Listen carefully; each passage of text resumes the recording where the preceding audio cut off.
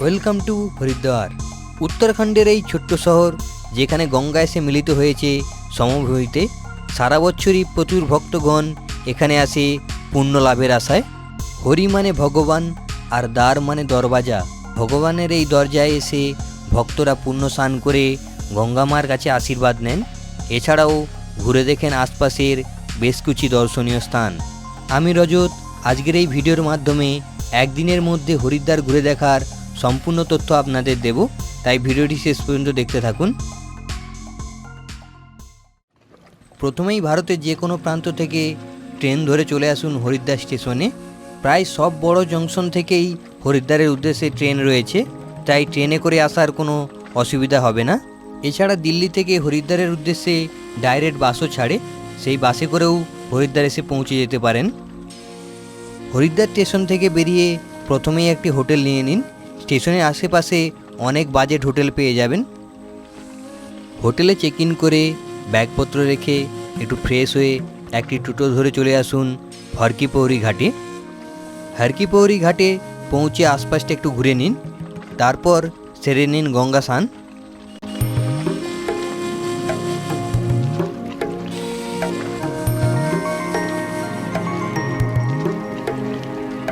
গঙ্গা স্নান শেষ করে ফিরে আসুন হোটেলে।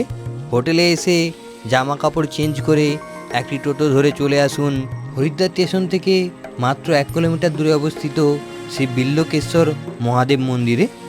কথিত আছে বহু প্রাচীন এই বেলগাছের তলায় বসেই পার্বতী দেবী বহু বছর তপস্যা করেছিলেন মহাদেবকে স্বামী রূপে পাওয়ার জন্য, এবং মহাদেব পার্বতী দেবীর তপস্যায় মুগ্ধ হয়ে পার্বতী দেবীকে বরদান দিয়েছিলেন, তাকে স্ত্রী রূপে গ্রহণ করেছিলেন।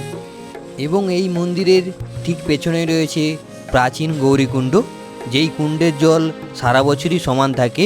শীত গ্রীষ্ম বর্ষা কোনো কালেই জলের কমতি বাড়তি হয় না। বিল্বকেশ্বর মন্দির দেখার পর চলে আসুন হরকি পৌরি মার্কেটে। এখানে এসে মার্কেটটা ঘুরে দেখে নিন। এই মার্কেটে বিভিন্ন রকম জিনিস পেয়ে যাবেন এবং কম মূল্যেই পেয়ে যাবেন এখান থেকে। এছাড়া এই মার্কেট ঘুরে দেখতে দেখতে হরিদ্বারের স্পেশাল স্ট্রিট ফুডগুলি খেতে ভুলবেন না।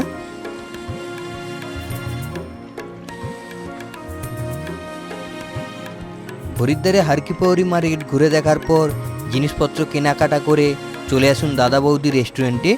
এটি হরিদ্বারে থাকা বেশ কয়েকটি বাঙালি রেস্টুরেন্টের মধ্যে অন্যতম একটি।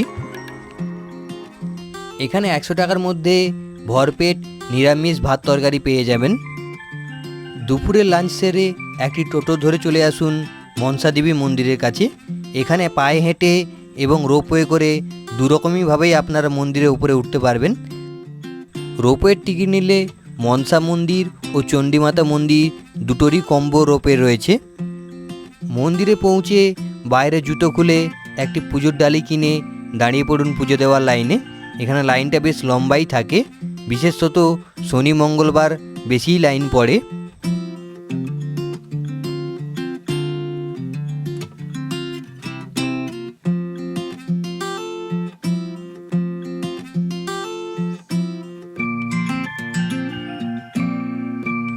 মনসা মার দর্শন করার পর চলে আসুন নীল পর্বতে অবস্থিত চণ্ডীমাতার মন্দিরে।